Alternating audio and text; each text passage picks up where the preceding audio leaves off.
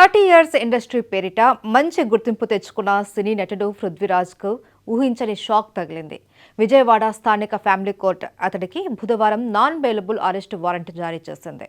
మనోవర్తి చెల్లించాలి అంటూ పృథ్వీ భార్య బలిరెడ్డి శ్రీలక్ష్మి అతడిపై ఫ్యామిలీ కోర్టులో వేసిన కేసులో ఈ పరిణామం చోటు చేసుకుంది.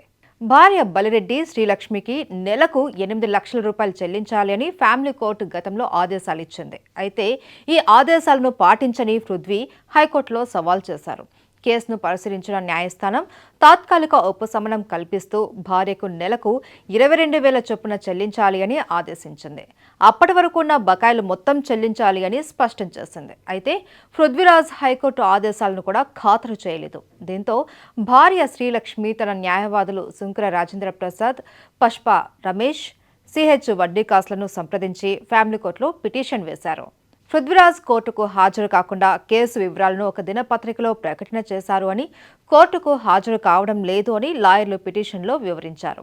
ఫ్యామిలీ కోర్టు జడ్జి బుధవారం పిటిషన్ను పరిశీలించారు. పృథ్వీరాజ్కు నాన్ బెయిలబుల్ అరెస్ట్ వారెంట్ జారీ చేశారు. దీంతో పృథ్వీరాజ్ చిక్కుల్లో పడ్డట్టయింది.